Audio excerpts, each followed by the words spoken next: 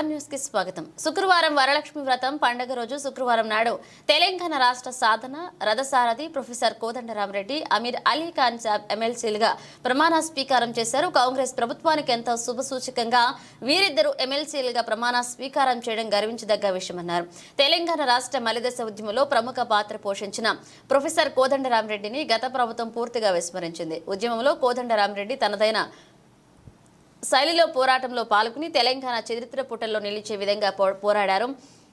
తెలంగాణ ఉద్యమ నేతలకు కోదండరామరెడ్డి స్ఫూర్తిగా నిలిచారు. తెలంగాణ రాష్ట్రం ఏర్పడిన తర్వాత అప్పటి తెలంగాణ రాష్ట్ర సమితి బీఆర్ఎస్ అధ్యక్షుడు కల్వకుంట్ల చంద్రశేఖరరావు ముఖ్యమంత్రి కావడంతో కేసీఆర్ ఉద్యమ నేతలను పూర్తిగా విస్మరించారు.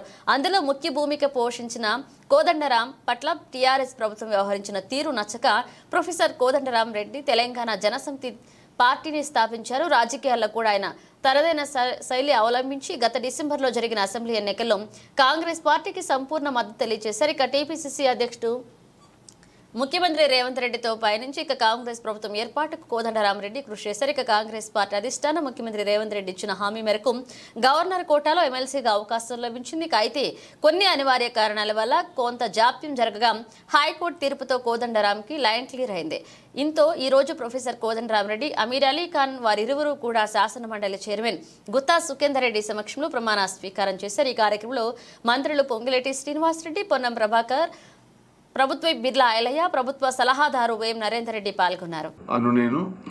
ఎం కోదండరామారెడ్డి నేను శాసన పరిషత్తు సభ్యునిగా నామనిర్దేశం అయినందున శాసనం ద్వారా నిర్మితమైన భారత రాజ్యాంగం పట్ల నిజమైన విశ్వాసం, విధేయత చూపుతానని, భారతదేశ సార్వభౌమాధికారాన్ని, సమగ్రతను కాపాడుతానని, నేను స్వీకరించబోయే కర్తవ్యాన్ని శ్రద్ధాసక్తులతో నిర్వహిస్తానని పవిత్ర హృదయంతో ప్రతిజ్ఞ చేస్తున్నాను.